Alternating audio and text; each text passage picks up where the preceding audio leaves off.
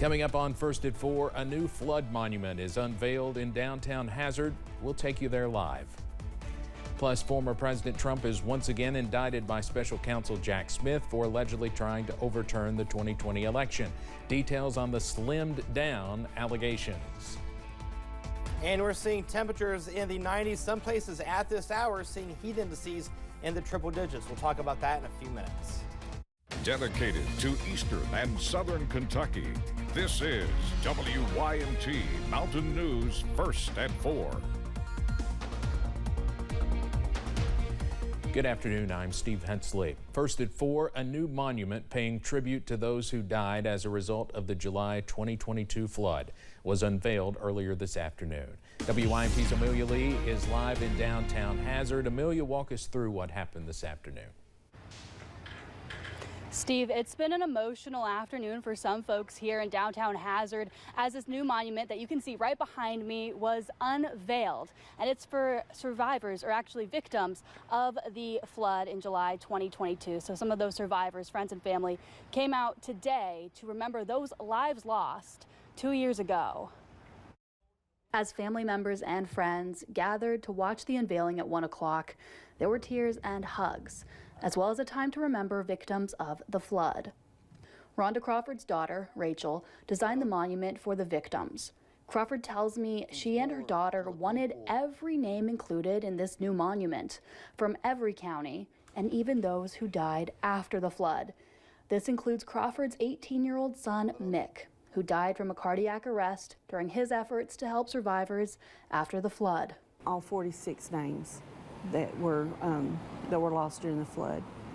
A lot of people lost just belongings, but for those 46 families, we lost something that can never be replaced. And we just wanted something that would forever keep their memory alive. Such a special time downtown in Hazard, and actually at the bottom of this monument is Mick's last Facebook post, and it actually says, quote, "No matter what trials may come, the sun will rise on us again, Eastern Kentucky." And just a wonderful experience to come out here and see this afternoon, and it will be here for a while, so you can come on out. It's downtown Hazard, right by Hazard City Hall and the Veterans Memorial. In Perry County, Amelia Lee, WYMT Mountain News. Amelia, thank you. A beautiful memorial. I understand they might be putting some benches up there as well, and certainly was moved to be there in person for that unveiling this afternoon. Coming up at 6, we will hear more from people who attended the unveiling of the monument and tell you what it means to them. So we talked about yesterday how temperatures were going to be in the low to mid 90s with triple digit heat indices, and that's where we are right now. Take a look at the temperatures right now. We're sitting at 91 in Hazard, 93 Jackson, 96 Ashland. Look at Monticello, 96 degrees, 95 in Somerset. Jacksboro is at 93. Here's the heat index. Look at Monticello, 102. 102 in Ashland, 97 in Somerset. Somerset, well, now dropped down to 96, but you were in the triple digits earlier. 97 Manchester, 97 in Harlan, as well as Grundy. Pikeville, here feels like temperature 93 degrees. Now the next 12 hours keeps temperatures around 92 by the 7 o'clock time frame, 81 by the 11 o'clock hour, so a mild evening across eastern Kentucky, mid 70s by 5 a.m. All is quiet on live pinpoint Doppler radar across eastern Kentucky, but you don't have to go too far to see rain and thunderstorms. Just go up towards the Cincinnati area where they're seeing a line of showers and thunderstorms push through right now. Our next best chance of rain, scattered chances tomorrow, more widespread as we go into Friday. But when you wake up in the morning, look at this, folks. Temperatures in the 60s and 70s. Now, coming up in the First Alert forecast, we have a sneak peek of Friday and the Pike County Bowl coming up in a few minutes. Steve. All right, Eric, thank you.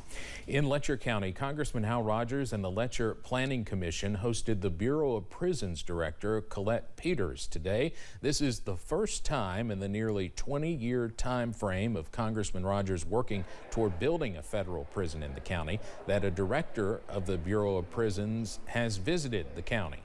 City and county officials and community partners spoke to what the area has to offer, but also kept an open mind about what the area would gain.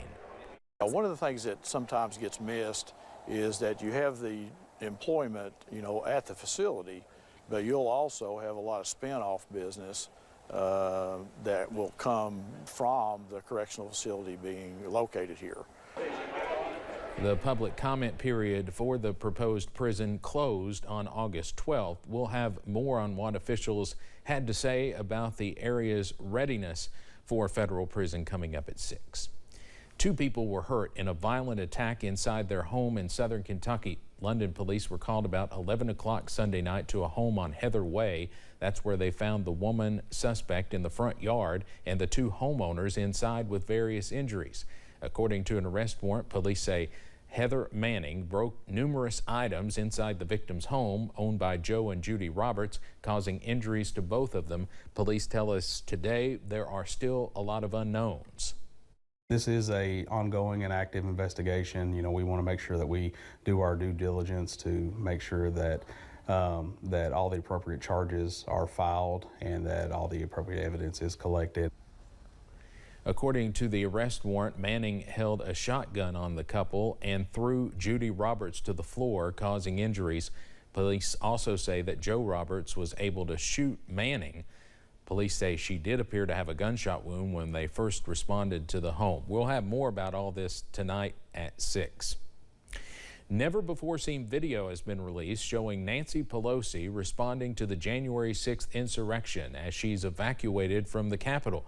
It comes just hours after former President Donald Trump was indicted on revised charges relating to allegations that he tried to overturn the 2020 election. CBS's Skylar Henry reports from Capitol Hill. On social media, former President Donald Trump claimed election interference after special counsel Jack Smith filed a revised indictment against him Tuesday with less than 10 weeks before Election Day. The slimmed-down indictment still charges that Trump engaged in a conspiracy to hold on to power and to overturn the results of the 2020 election. But it is pared down to comply with the Supreme Court's July ruling that presidents have broad immunity for official acts. Some of the evidence, like some of the communications between the president and the Department of Justice, that would have been marshaled in support or was marshaled in support in the initial indictment, is no longer on the table. Trump has long claimed he did nothing wrong. This is a persecution of a political opponent. A source close to Trump's legal team tells CBS News, quote, "This was not a surprise. It doesn't change our position that we believe Smith's case is flawed." The source went on to say that Trump's lawyers will soon ask for an extension to brief the case. A day after the indictment comes never-before-released documentary footage from January 6th and the days after. We're calling the National Guard now. We should have been here to start out. Some was recorded as then House Speaker Nancy Pelosi was being evacuated from the Capitol. The footage was turned over to Congress by HBO and obtained by CBS News. It also includes Pelosi calling Trump a domestic enemy in the White House during a meeting with her staff. Skylar Henry, CBS News, Washington. Pelosi is also heard talking about launching an impeachment of Trump. Coming up on First at 4, the heat is being felt in many parts of the country, and it's causing some students to begin the school year behind. A look at how schools are coping. And in the world of weather, temperatures right now are in the 90s, but relief is on the way. Details in a few minutes.